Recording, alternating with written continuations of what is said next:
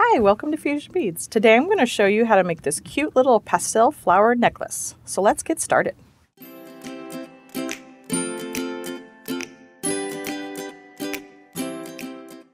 Okay, this necklace features 5mm Swarovski Crystal Flower Beads in violet, aquamarine, peridot, jonquil, and light rose.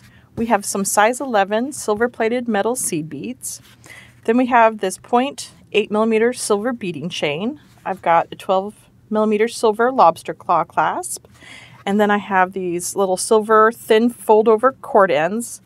I've got a 6mm 8-gauge silver closed jump ring. And then I've got two 5mm 19-gauge silver open jump rings. For my tools today, I will just be using two chain nose pliers. You can find links to all these beads and supplies in the description below. So let's get started. Okay, so to begin, I go ahead and I take my chain, and the length of chain that you will have is already cut to 18 inches, so you don't need to cut it. So to begin, I'm just going to pick up one of the silver seed beads and slide it on the chain. They're so tiny, sometimes it's hard to get them started. There we go. I'm just going to kind of bring it to the middle. I haven't put my cord in on the other side, so I want to be careful not to pick it up so that it slides off.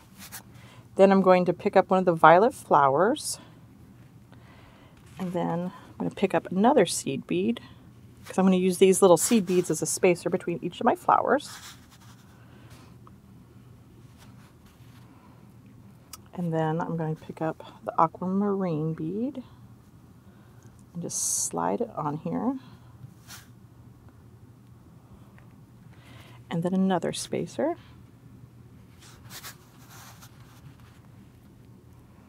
And then peridot, and then another spacer,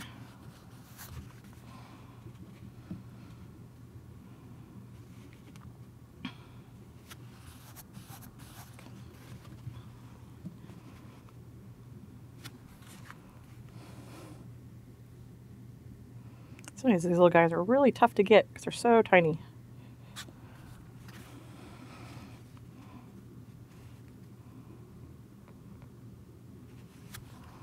There we go. And then jonquil, little flower bead.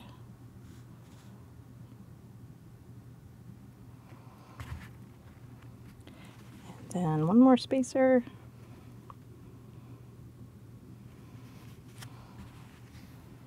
And then the last flower bead, which is the light rose. And then you end with a spacer.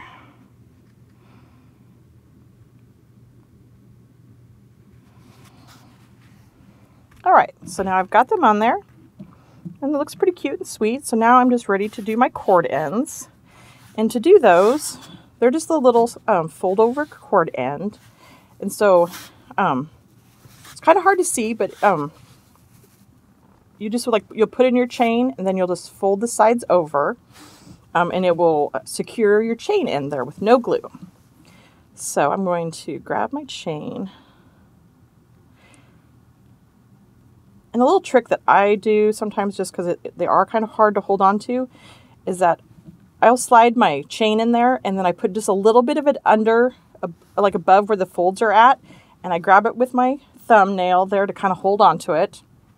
And then I'll take my chain nose pliers and gently on one side only, I'll just start to fold over.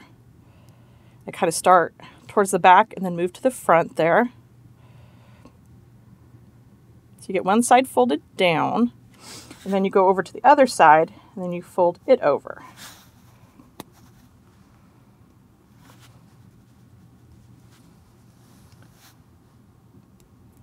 Okay. I just want to make sure it's really in there, so I'm just going to give it a good smash from this top side here. So now it's in there. There is a little tiny bit that's like hanging out the side, so I'm just going to very carefully use my wire cutters and trim that off, but do not cut off your loop. There. So I got one side done. Now I'm going to just repeat that process on the other side here. You don't have to have that little extra bit to hold on to. It's just easier for me to do. So you don't have to do that. You could just put it in there and then fold it over. Again, in the same fashion, just fold over one side, and then you fold over the other side.